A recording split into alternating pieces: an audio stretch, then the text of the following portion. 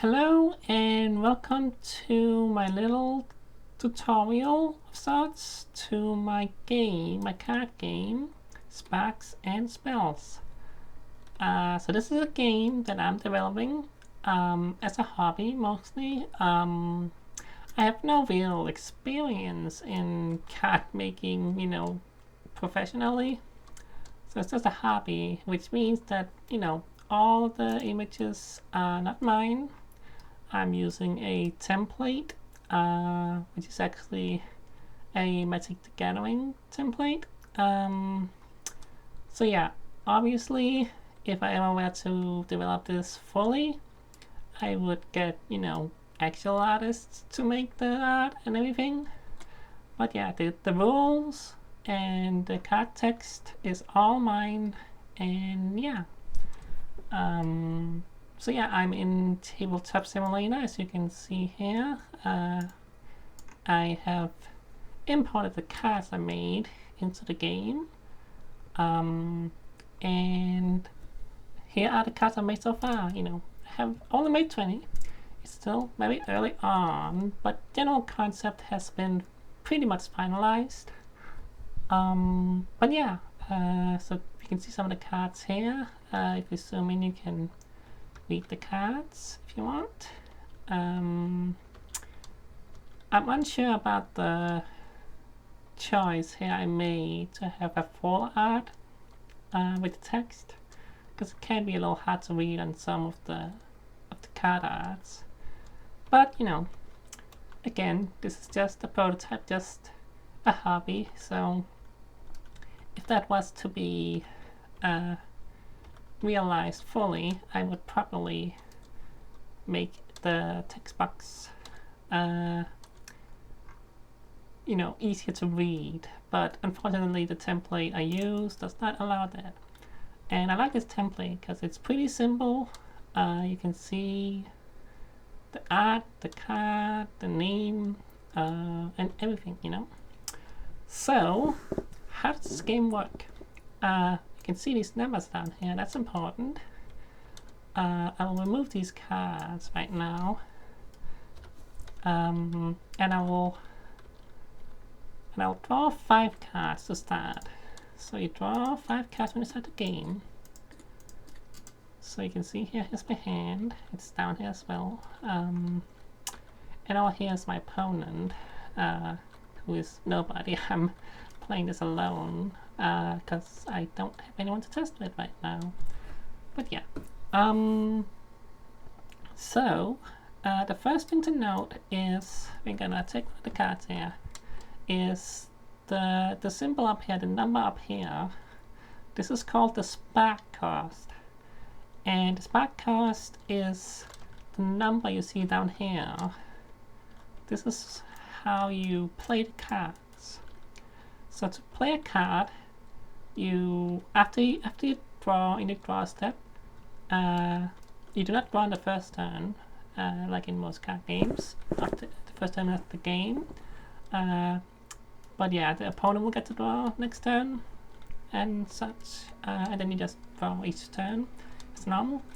But after the draw step, you will go into the chart step, and in the chart step you can put a card from your hand into one of the chart zones down here.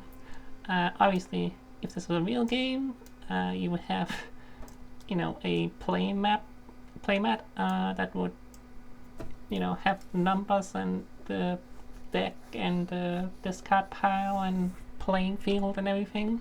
But yeah, I do not know how to make a game in Tabletop Simulator that well, so this is just baseline what I need. It's pretty simple, so you can pretty much make this yourself if you want. With there's some numbers on paper, so I don't know, figure it out. I think I can upload this to Tabletop Simulator and you can try it out if you want. I'm not entirely sure, but anyway, moving on. So in the chart step, you can put a card in your hand into one of these zones. So I'm gonna put this card called Search Rogue into the number 1, which lets me play this from my hand if I want, which I will. And when you do not have to play, you don't have to use the card you put in the charge zone immediately. You can wait another turn or whatever in case there's any reason to, but you mostly want to use it immediately. So yeah, after the charge step, you'll go into the playing step. What did I call it? Not the playing step. I don't think I called it the playing step actually. Sorry. I called it the play step. Yeah. Okay. Sure. Yeah, I have the rule book here, and I'll post that in the description and everything as well. But yeah, the play step. Here you can play cards from your hand, and to do that, you will spend the card. It's called to spend the card to play the card, which has the same number as the charge zone. So this is 1, so that requires you to have a card in the 1 charge zone. So when you play this card, it has an effect. And you may look at the top 5 cards of your deck and reveal a robot card or a card with a spark cost 2 or less and add it to your hand, then shuffle your deck. So to do that, you will do 5 there. So you can see some cards in here. So I cannot choose this one. This is 5 cost. This is a 1 cost, another 1 cost, a 2 cost, and a 1 cost, which is also a robot. But yeah. So to get some more draw power, some more cards in your hand, I would choose this one. Put that in the hand, and then you shuffle the deck, just like that. So that's your turn, pretty much, because on the turn you play a card to the field, you cannot attack. So let's head over to the opponent here. Switch the camera around. So yeah, they didn't draw cards, but I guess we can put them here. I don't think, yeah. I guess to show them off, I'll put them here. It's a little awkward when you have to play by yourself like that, but you know, it's fine. So this is their hand. I kind of made the decks to be a little different from each other with the cards. I'm not sure I'm gonna play a whole match here, but just, you know, show off a little bit of different cards here. So yeah, it's their turn. So they will draw a card. Oop, do that. You can have as many cards in your hand as you want. I believe, I don't think I've actually written that, have I?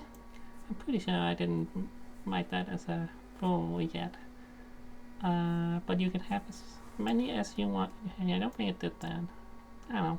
I'll make sure to update that. But yeah, you can have as many cards as you want in your hand. You can have 5 of the same card in your deck of the same name. Yeah. So let's see what makes sense here.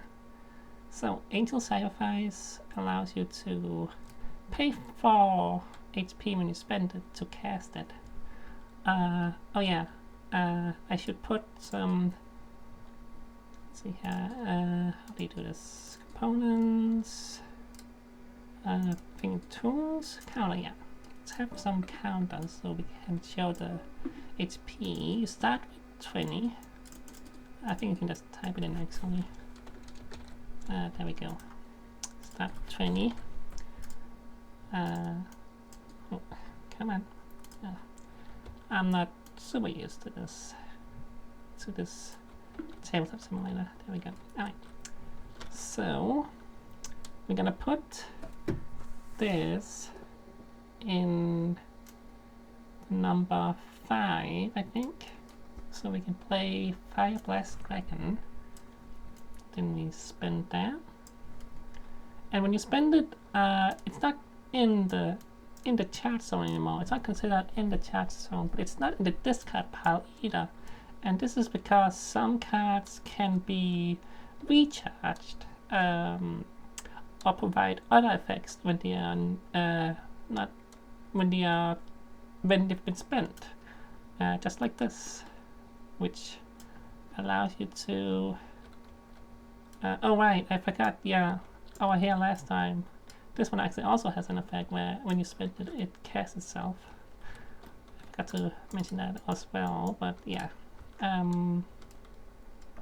But yeah, this one has it as well.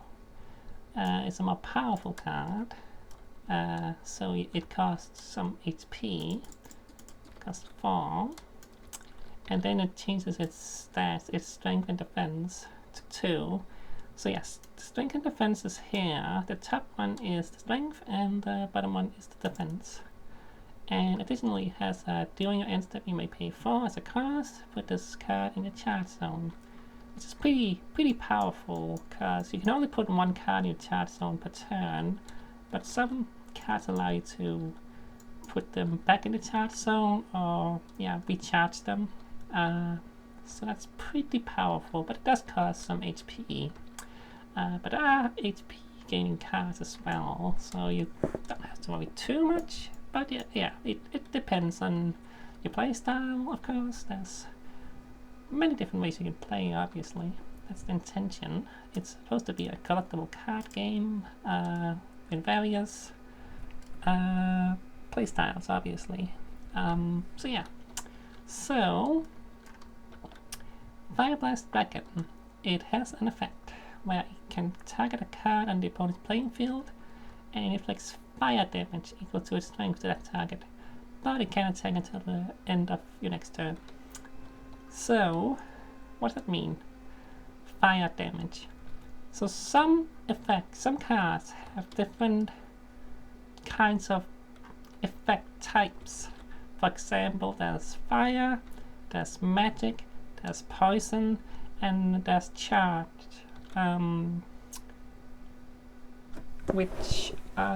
Not charge, force, I mean, sorry, I got mixed up. Those are the ones I have so far, and there might be others as well in the future.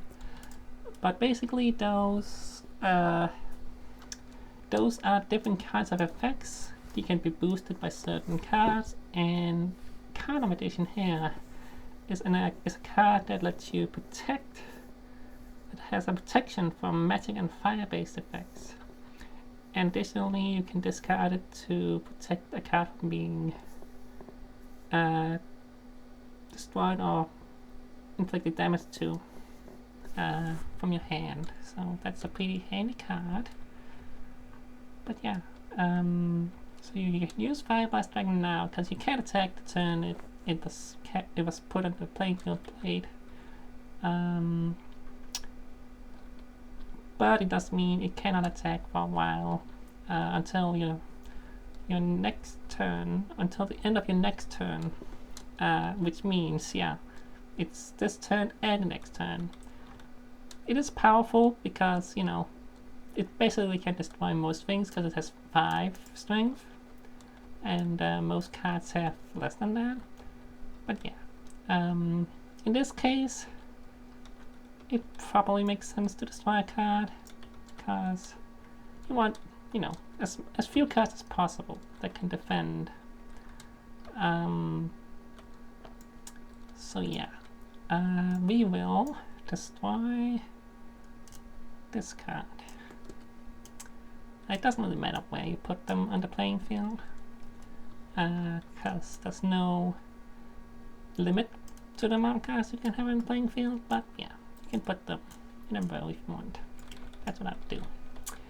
Alright, so let us go back to me, not the opponent here, and you draw a card. And then, let's see, what do we want to put as in the charge zone? So none of these cards have any effects in the charge zone or benefit from it. But right now, I think it would make the most sense to put this here, because it gains you life, but right now be more worried about casting stuff. So, what do we want to cast? So, we have some powerful enemies over there. And I think it makes sense to cast Revived Warrior right now, because if you destroy it, as the name suggests, you can revive it, basically. So yeah.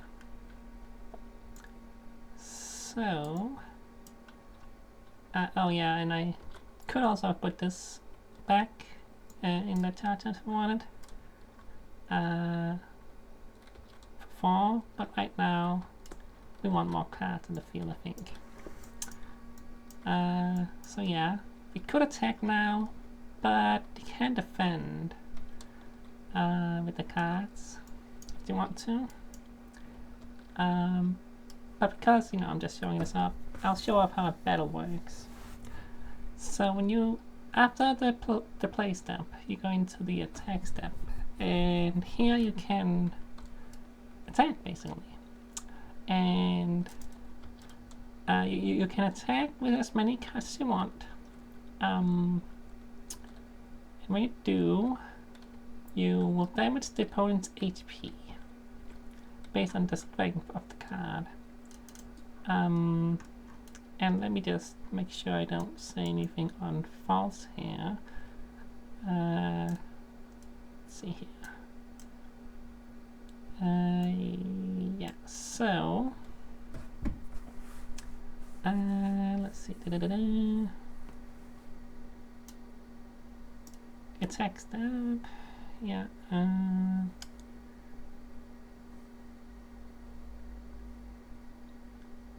Yes, only one card can defend against an attack at a time unless an effect says otherwise.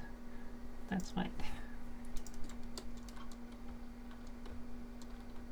So the point is to get as many cards in the field as possible and attack. I'll have stronger cards, obviously. It depends on your strategy.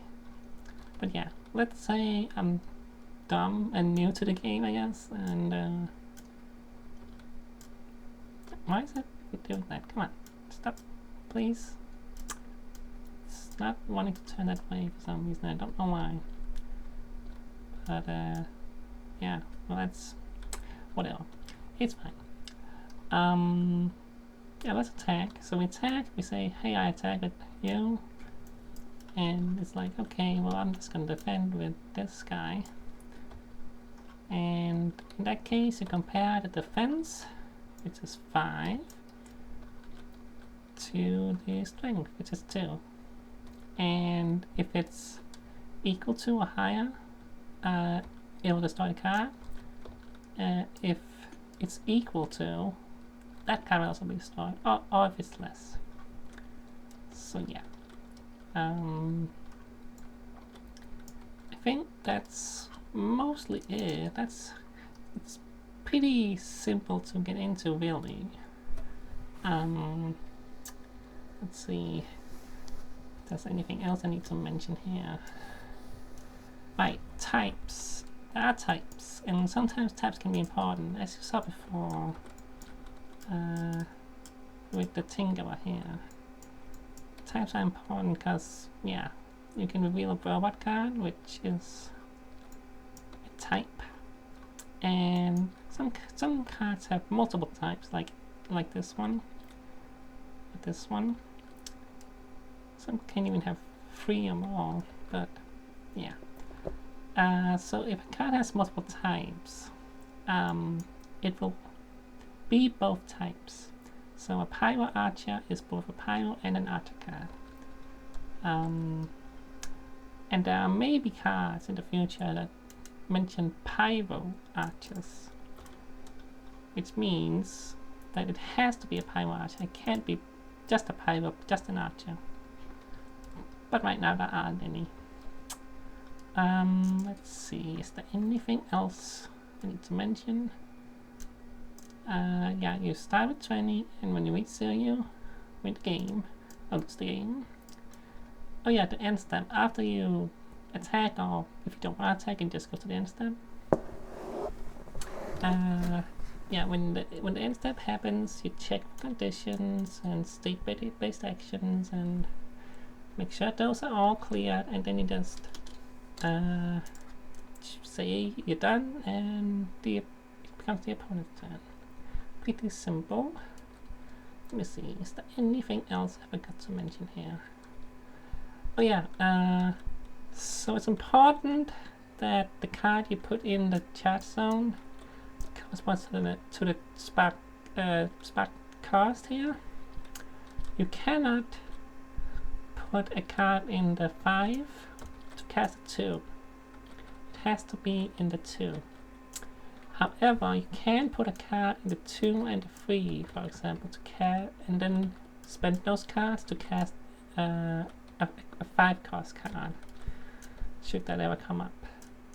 That is an important distinction to note, that you can have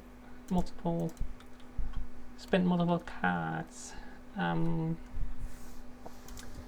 yeah, let's see. Yeah, deck consists of 50 cards and it's a max of 100. Right, if an effect causes a card to be damaged, it loses defense equals the amount of damage until the end of that turn. The damage is what is used during battle. A card with 0 defense is destroyed.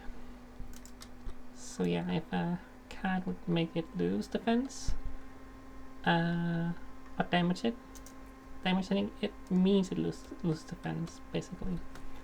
That will stay until the end of the turn. There are counters as well, which a damage counter, for example, which will reduce the defense even after the turn is over.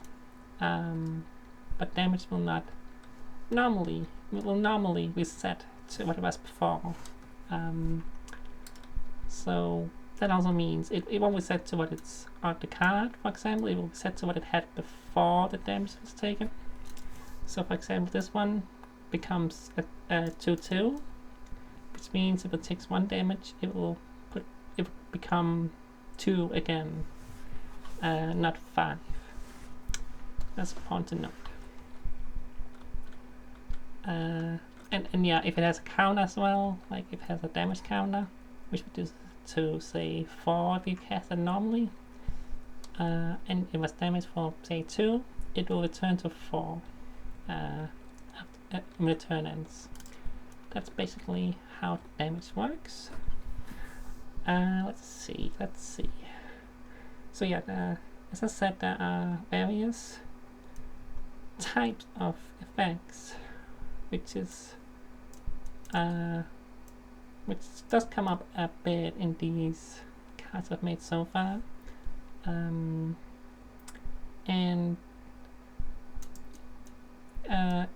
you can build your decks around certain types of effects, but the opponent may want to protect themselves as much as possible against those effects.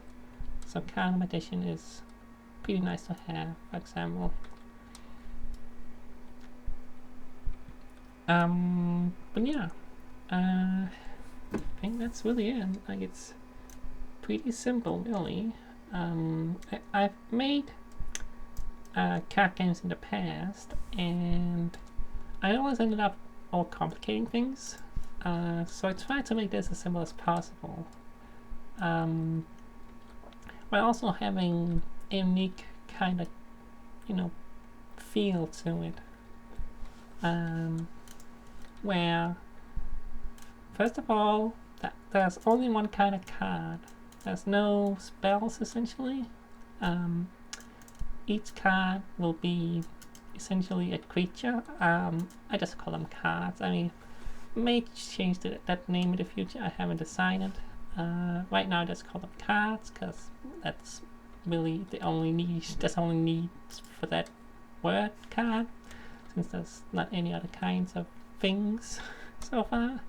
But maybe there will be. I don't know. It's a developing game. It's in early stages, and yeah. But yeah. So there's only one kind, meaning that it's pretty simple to build a deck. You just choose the cards that make sense. You know, you obviously want powerful cards, 5-cost cards, but it's also important to note that powerful cards like these may not provide you with as much support as cards with lower cost, like protection and card draw and extra things you can spend and all that junk, you know. And cards with, you know, more higher spark cost cards will also be, you know, be more expensive with the effects and more, you know, have more setbacks essentially. So yeah, that's why you want a mix of cards.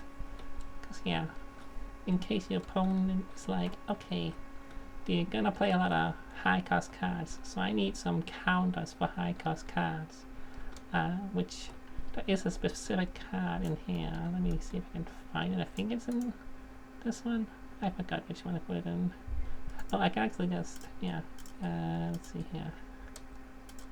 Go in here. Let me see if I can find it. I think it is you, yeah. This card, for example, is a 1-cost card, but it can destroy any card with a spark cost of 3 or higher, which is very powerful, and it can attack the turn it was played, which normally you cannot do. So that's a pretty useful card for low spark cost decks, or, you know, just support in any kind of deck, really. Yeah. Let's see if there's anything else I need to mention.